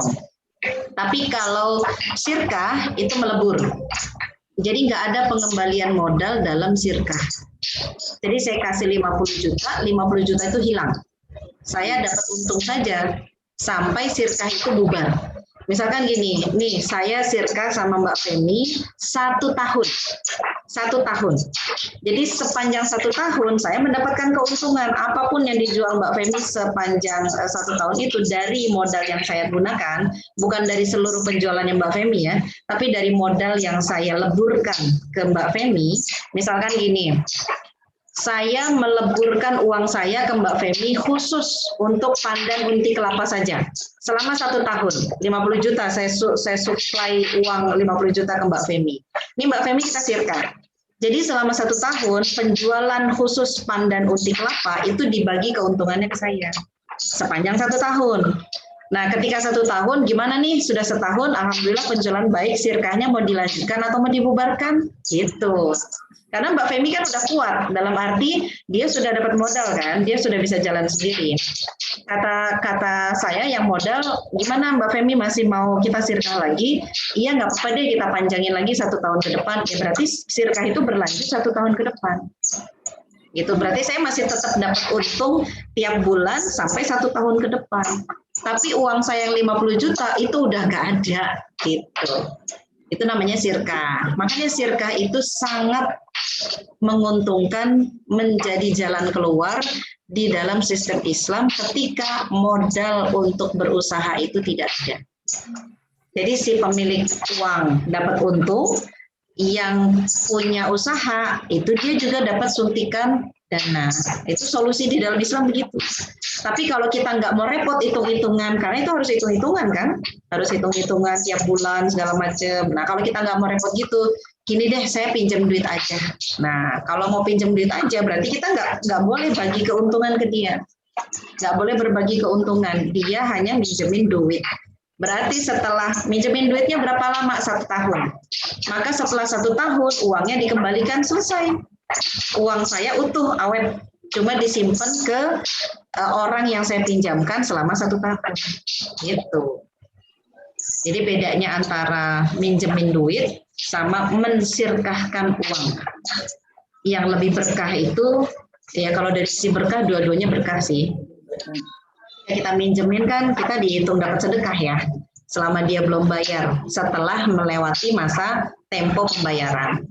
Terus kalau kita putihkan, kita itu seperti memberikan hutang ke Allah, dan siapapun yang memberikan hutang ke Allah pasti kata Allah, pasti akan aku balas.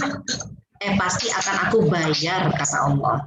Nah jadi Sementara kalau syirkah itu keberkahannya adalah menolong orang lain yang kekurangan modal. Itu syirkah bisnis. Jadi kalau kita uangnya tajirun gitu ya, tajir melintir gitu ya, kaya gitu ya. Nah, daripada nganggur, kalau nganggur tuh malah dihisap loh. Kamu punya duit banyak, ditumpuk aja, itu kena hisap nanti. Jadi kanzul mal, menumpuk harta, itu nggak boleh. Makanya yang pusing itu sebenarnya bukan yang nggak punya duit aja kok. Percaya deh, yang punya duit juga pusing juga. Karena dia harus, ya kayak Abdurrahman bin Auf coba. Abdurrahman bin Auf itu kan kaya, udah kaya, duit datang terus gitu loh. Udah saya bagi-bagi, udah saya pinjemin, udah saya sirkahin, Allah masih kasih juga. Nah itu kan luar biasa ya. Itulah kalau orang kayanya beriman. Kalau orang kayanya nggak beriman ya dia jadinya beli narkoba, stres karena punya duit banyak. Punya duit banyak stres. Itu lucu juga ya. Ya. Jadi kalau seandainya misalnya kayak Desri ini kan Desri ada beberapa sales gitu, satu toko sales menawarkan Desri misalnya kayak misalnya gini, Kak ini aku kasih kakak pembelian barang nih, misalnya kakak ada aku salah beli barang ada sekitar 2 juta atau 3 juta gitu kan Zah. Terus dia bilang ini bayarnya kan aku bilang ini besar gitu, terus dia bilang bayarnya ini bisa dicicil kok Kak gitu. Nah itu gimana Zah, boleh? Boleh. Cuma nanti kalau Mbak Desri itu merasa itu akan lebih mudah dengan bayar mencicil, karena gini kan bisnis beda-beda ya. Saya dulu pernah juga kayak gitu. Saya ke JNE, boleh nggak saya bayarnya sebulan sekali? Daripada saya bayar tiap kirim bayar gitu kan. Kadang saya nggak sempet karena saking banyaknya gitu ya, karena saking banyaknya pada masa itu jadi pada masa itu sehari itu saya bisa kirim bisa sampai bolak-balik itu berkali-kali dan saya itu harus nalangin dulu. Kenapa? Pencairan dari Shopee, dari Lazada, dari Bukalapak itu kan setelah barang diterima kan. Jadi kita harus bayarin dulu itu ke JNE. Nah, kemudian saya tawar ke pihak JNE-nya. Saya ini dibayarnya setelah cair dari Shopee, setelah barang diterima. Boleh nggak? Karena kan kalau sedikit kita masih bisa cover, tapi kalau banyak lumayan juga. Nah, boleh nggak saya bayarnya sebulan sekali? Nah, ternyata ketika dibayarkan sebulan sekali, waktu itu sudah mulai agak goyang di bisnis saya. Ada yang pembatalan dan segala macam, ada penipuan dan segala macam. Jadi ketika tagihan 1 bulan pertama enak tuh, wow kita bayar berapa tagihannya? 3 juta, oh oke, bayar 3 juta, pleng gitu kan, bayar selesai. Karena sebelumnya saya udah ada uangnya kan, karena nunggu cair aja. Kemudian bulan kedua, bulan ketiga, masuk ke bulan kelima, saya mulai agak keberatan tuh.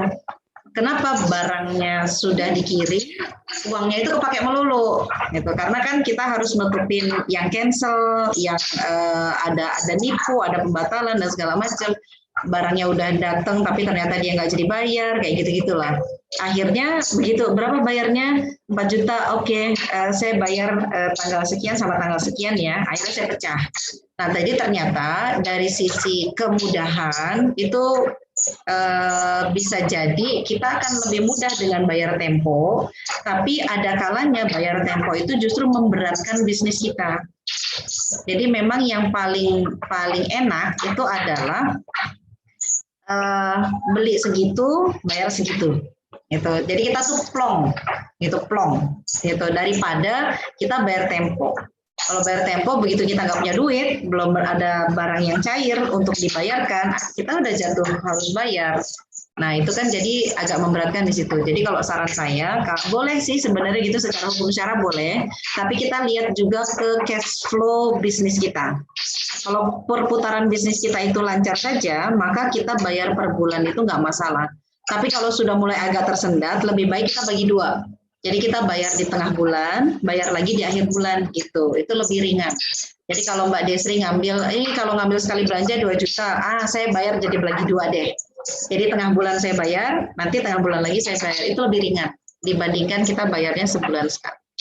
Tapi secara hukum syara boleh kok. Mau sebulan, mau 1 bulan, setengah bulan itu boleh. Cuma nanti kita yang ngerasain sendiri cash flow dari bisnis kita kan. Ya, ada lagi. Berarti itu sesuai dengan akad ya Ustazah. Jika tidak terpenuhi akadnya maka bisa batal berarti apa kita perjanjian itu ya Ustazah. Ya, betul. Dan satu lagi Ustazah, Ya.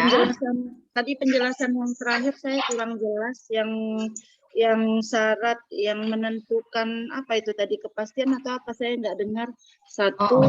Luzum ya. Ya tidak adanya kepastian itu saya nggak kurang jelas yang terakhir penjelasannya. Oke, sebentar ya. Saya share screen lagi ya. Saya share screen yang bagian luzum. Luzum.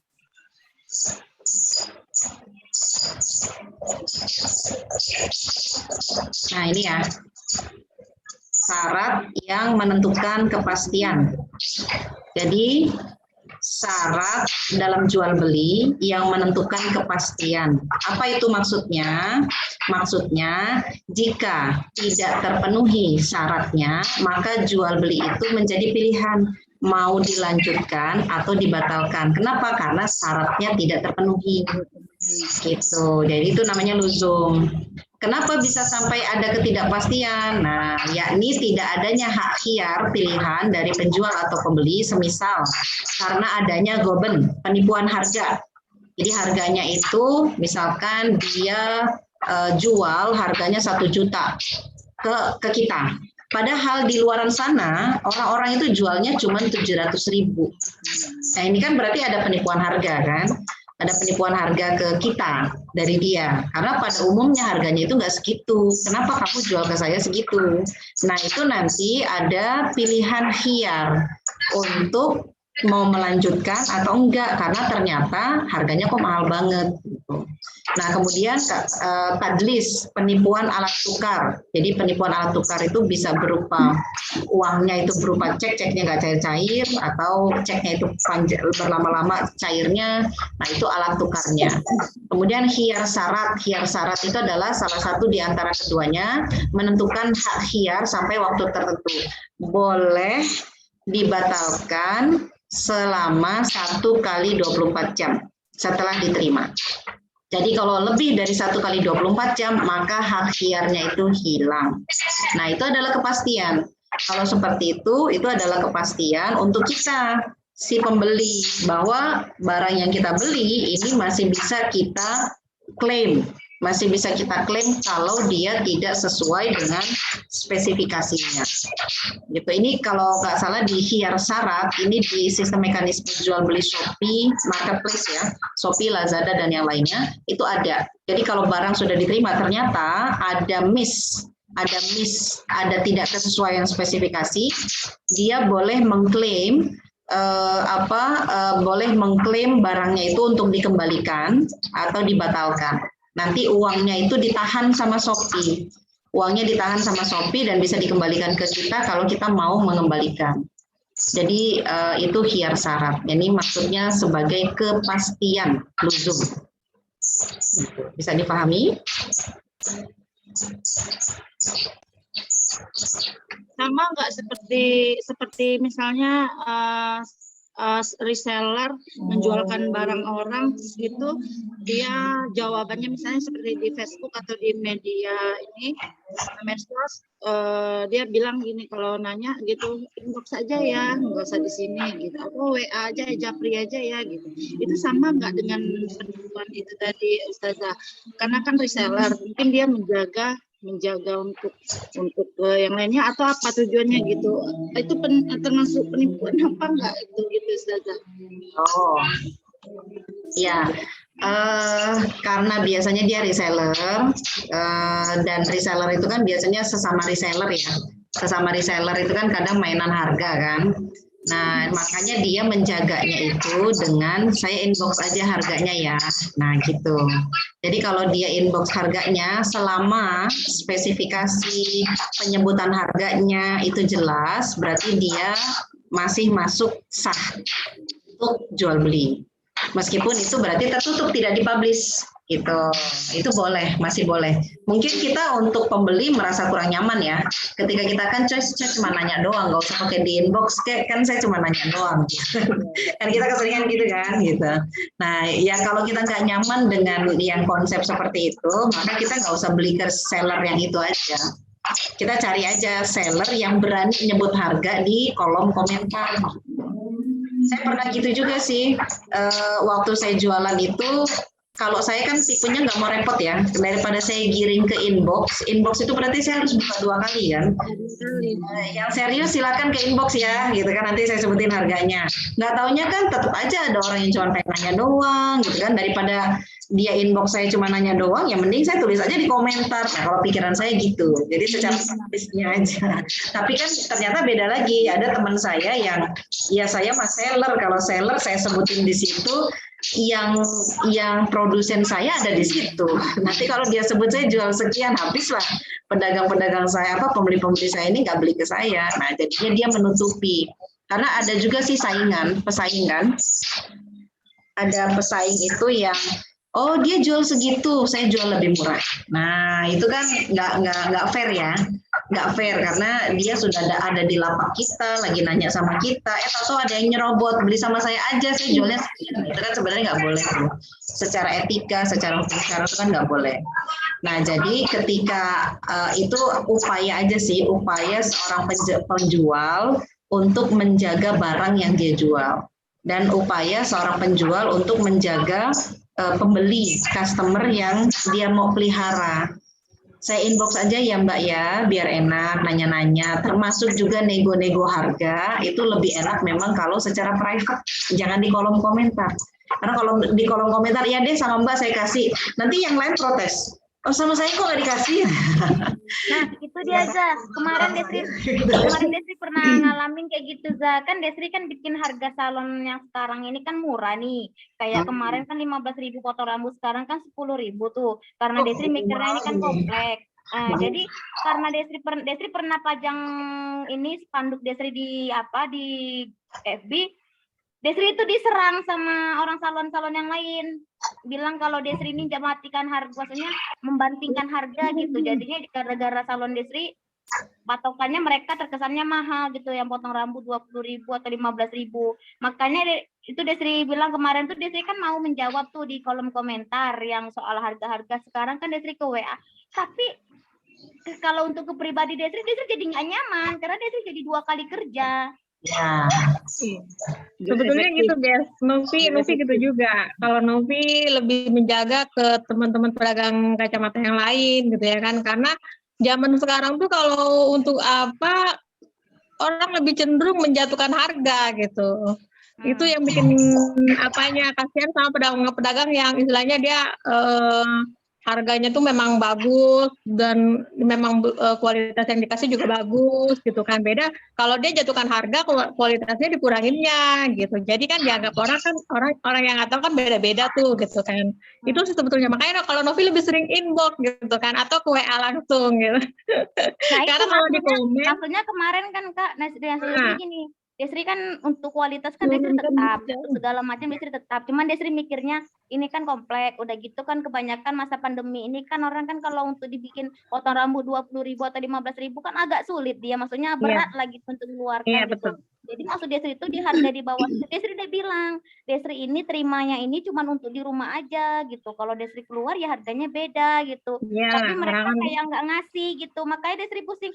Kalau Desri bikin harga di situ, Desri diserang, tapi kalau Desri bikin ke WA atau ke inbox, Desrinya nggak nyaman gitu. Makanya Desri dari kemarin mikir kayak mana coba cara jualan kayak gini nih. Makanya Desri sekarang udah jarang posting-posting karena serba salah kan.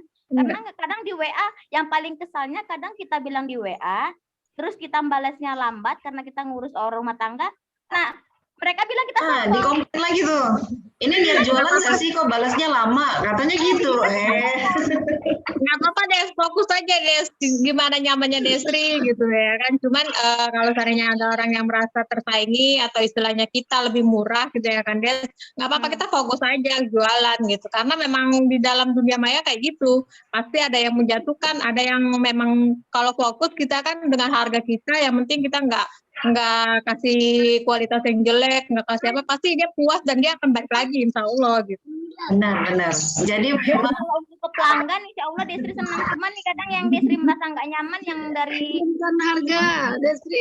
mereka tuh, kamu jangan segitu, jangan matikan pasaran harga salon dong. Masa kamu potong rambut? Itu ilmu loh, itu ilmu yang kita bawa gini loh, yang kita tuntutnya banyak, maksudnya kita nuntutnya bukan dengan harga murah loh, sekolah salon. Masa kamu kasih 10.000 sih gitu. Terus apalagi aku bikin Jumat free gratis potong rambut, itu aku kena komplain juga. Makanya aku ngapain gitu. sedekah pun nggak boleh ya. Masya Ya Allah. apa, kalau yang kayak gitu lanjut aja deh, ya kayak gitu lanjut aja gitu kan. Jadi gini, terjadi keributan kayak gitu, itu karena Iya. memang tidak paham konsep rizki. Nah, Betul. ya, seolah-olah harga itu ketika ada orang jual lebih murah, itu anggapannya orang akan lari ke sana semua. Padahal Ya. belum tentu. Yang namanya rizki itu dari Allah. Kita pasang harga tinggi, kita akan dihadirkan pembeli-pembeli yang memang suka dengan harga tinggi. Iya itu dia, itu dinovi banget tuh. Sudah klasifikasi kok. Namanya rizki itu bukan diatur dari usaha kita, tapi dari Allah. Nah ini Iya. makanya konsep rizki yang tidak dipahami oleh seorang pedagang, akhirnya dia ngomel-ngomel kayak gitu. Ditambah lagi Novi kadang kalau Novi kan saja kan konsepnya kan kredit nih saja, kredit tuh maksudnya kan kalau kayak kacamata kan lebih butuh orang kayak kebutuhan daripada kacamata gitu ya kan.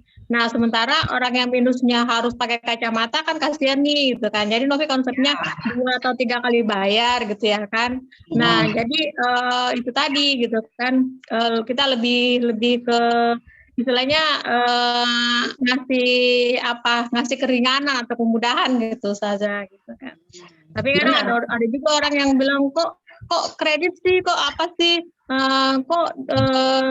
kredit sama cash harganya kok sama, kok apa gitu. Ya itu tadi karena Novi bukan dari untung yang besar atau apanya, bukan gitu. Karena nggak semua orang bisa beli cash gitu kan.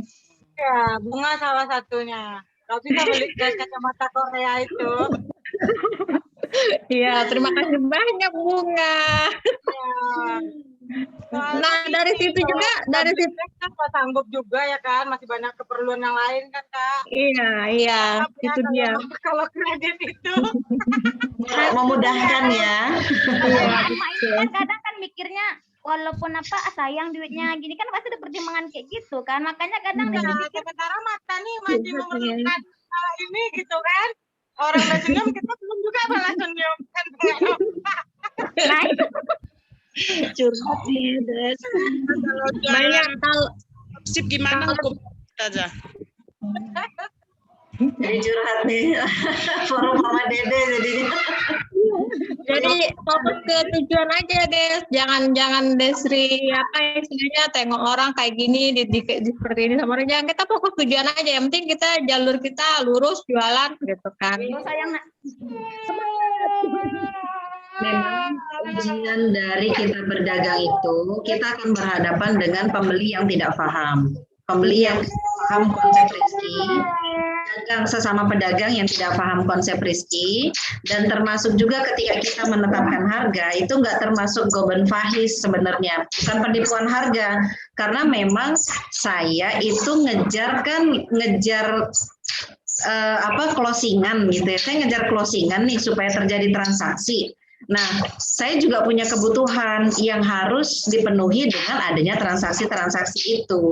Ketika kita mengukur antara skill kita dengan, kan kalau soal jasa itu kan sebenarnya lebih enak ya untuk ngaturnya. Itu kan kita tinggal ya udah sedekahnya saya deh di jasa ini saya murahin. Kue juga kan sebenarnya gitu kan, barang itu kan juga gitu, nggak apa-apa deh untungnya sedikit atau justru nggak untung sama sekali, yang penting harga modalnya dapat, kan gitu kan, karena saya perlu cash flow, saya perlu ada perputaran uang. Nah orang itu nggak tahu tentang itu, sementara itu kan ada di problem saya sendiri secara pribadi sebagai pedagang. Nah di dalam hukum syara sendiri sebenarnya nggak ada masalah tentang itu. Jadi ketika kita ingin harga tinggi, berarti harus ada fasilitas yang kita berikan. Fasilitas layanan konsultasi setelah pembelian, fasilitas dapat voucher diskon atau setelah pembelian. Makanya jadi orang ketika beli ke kita dengan harga yang tinggi, orang akan lihat, oh iya, di dia kenapa harganya bisa lebih mahal, layak dia dapat harga segitu. Nah, ada iklan. Karena memang ada fasilitas yang diberikan oleh kita. Sama kayak dulu, salah satu contohnya aja, saya dulu pernah jualan tas rotan. Itu sebenarnya kalau beli di toko Martapura, itu harganya murah sekali. Bahkan beberapa toko itu bisa kasih lebih murah lagi. Tapi kenapa di toko saya bisa mahal? Karena saya ngeguntingin bekas anyaman yang tidak rapi, itu saya guntingin. Bahkan ketika ada bulu-bulu rotannya itu saya bakar. Jadi ketika dia nerima tas dari saya, dia puas dengan harganya, dengan kualitas produknya. Padahal saya nggak nganyam. Saya hanya mempercantik. Kadang saya lap pakai lap basah, dikeringkan supaya serbuk-serbuk rotannya itu nggak ada lagi. Kemudian saya kemas persatuan pakai plastik. Pokoknya jadi ya eksklusif lah gitu kan. Nah dengan harga itu saya kasih pelayanan tuh seperti itu. Nah itu yang membuat akhirnya kenapa saya bisa kasih harga tinggi, yang lain itu jumpalitan di harga murah. Ya terserah Anda, harga murah toh nanti pembeli saya sekalipun ketika beli di harga murah dia akan kecewa. Kenapa? Ternyata talinya masih belum diguntingin, bulunya masih banyak, gitu kan, masih kotor juga. Nah jadi itulah yang membedakan fasilitas yang kita berikan, kemasan. Privilege ya, jadi privilege ketika jualan kita kasih, saya juga perlu makan yang harus ada cash flow, cash in gitu kan ke saya, maka saya murahin supaya ada yang berputar. Kalau saya tetap dengan harga seperti pada umumnya, itu bisa jadi kita nggak muter-muter gitu. Kita nggak dapat pembeli gitu kan, dan pembeli juga tiarap semua nanti ketika semuanya sama, nggak ada yang kreditkan, nggak ada yang itu. Nah, memang nanti kembali lagi hukum syaratnya tentang jual beli kredit itu kan kadang suka bikin khilaf ibu-ibu nih. Karena kredit semua dibeli gitu. Nah, itu pembahasan yang berbeda gitu loh. Itu pembahasan yang berbeda. Itu pembahasan ke si pembelinya, bukan si penjualnya. Nah, kalau si penjualnya fokus aja, ini saya tidak melanggar hukum syara ketika saya menetapkan harga yang lebih murah karena pertimbangannya begini dan begitu. Nah, semua juga tahu kok dari sisi ilmunya, dari sisi saya tidak nyewa tempat, makanya saya bisa kasih harga murah. Dari sisi privilege yang saya berikan itu beda dengan orang yang harganya mahal. Nah, itu kalau pembelinya, kalau sesama penjualnya paham, nggak ada deh yang sikut-sikutan kayak gitu, insya Allah. Gitu ya. Nah, jadi kita sabar dengan menjelaskan ke orang-orang lain juga, ke sesama penjual juga, termasuk ke pembeli. Karena pembeli itu akan juga bilang gini, Mbak, kok di sini murah ya? Jangan-jangan ini bohong ya? Ini KW ya? Ini palsu ya? Nah, gitu tuh. Sering banget kalau kita kasih harga murah, kita kasih diskon gitu ya. Kita udah banyak diskonnya malah dapat tuduhan begitu, Mbak nih itu ya second ya gitu. Atau Mbak ini akhir ya, aduh oke deh gitu. Tarik nafas aja kita banyak-banyak ya. Kalau orang yang udah tahu barang pasti dia bilang kalau dikasih harga murah justru malah nggak mau dia Ustazah.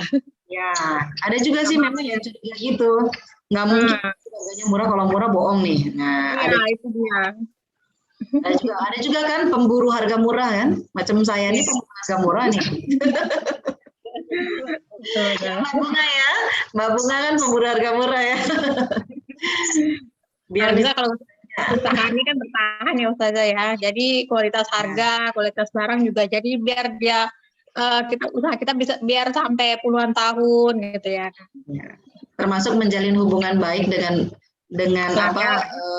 beberapa customer khusus kan. Iya, khusus karena dia udah pelanggan, kita kasih harga khusus juga. Iya, betul. Komen. Komen itu dia itu pelanggan grade A gitu. Nggak bisa ketahuan nanti. Oh dia tuh pelanggan grade A-nya lah, nggak bisa. Nah itulah masalah, tidak semua kita bisa expose di publik gitu ya. Termasuk soal harga.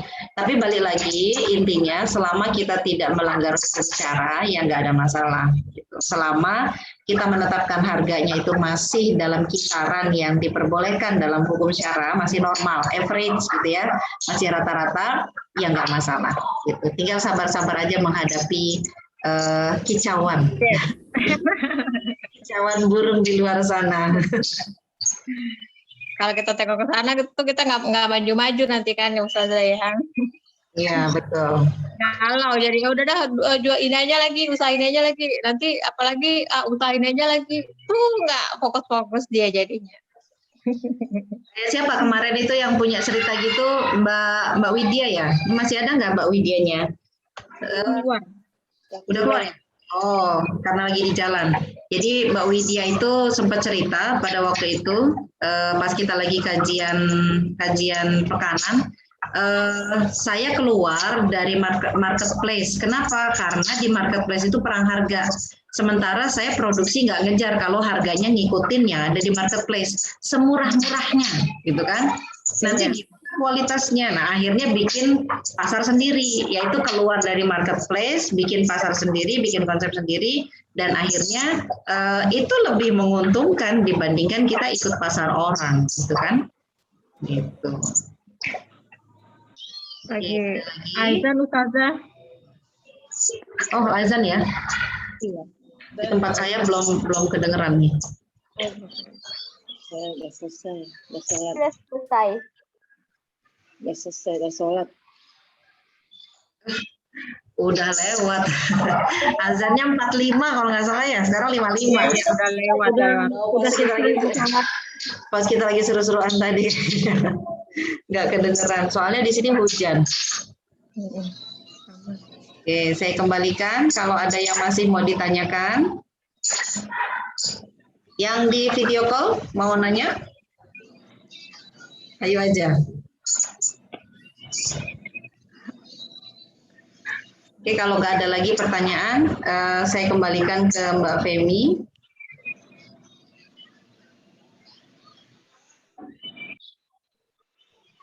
Alhamdulillah. Alamin. Masih ada yang mau bertanya? Kalau nggak ada, kayaknya kita tutup aja ya. Udah jam 4. Ya, siap sholat kita. Ya. Kita ucapkan kepada Ustazah Titi hari ini yang telah memberikan tausiahnya. Semoga apa yang disampaikan Ustazah bisa menjadi pembelajaran untuk kita dan bisa kita terapkan di kehidupan sehari-hari, insya Allah. Terima kasih Ustazah Titi. Mana Ustazah kabar mertuanya Ustazah? Alhamdulillah wa syukurillah, berkat doa dari semuanya. Untuk Eyang Uti itu kondisinya sudah semakin membaik.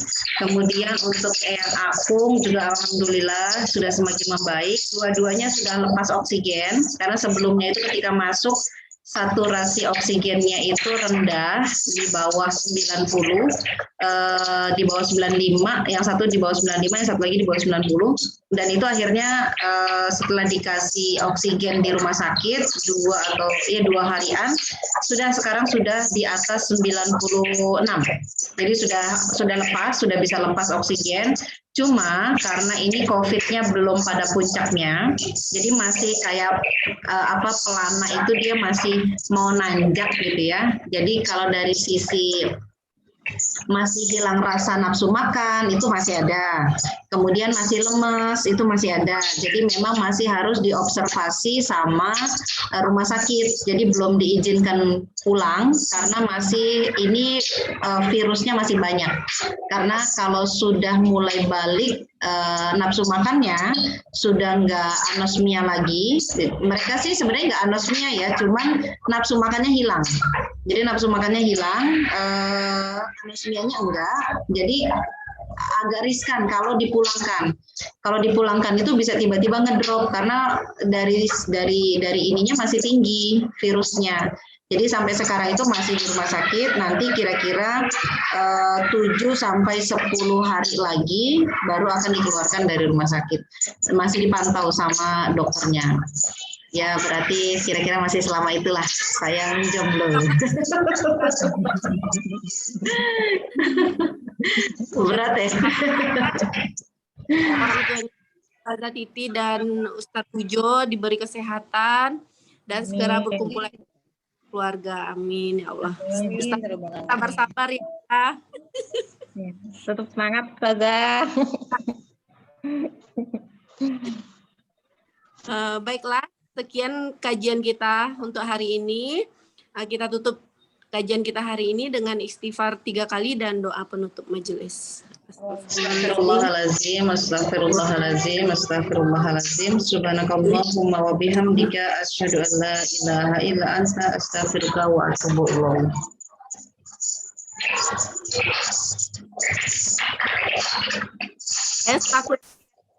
Mohon maaf kalau ada kesalahan, itu datangnya dari saya sendiri dan kesempurnaan hanya dari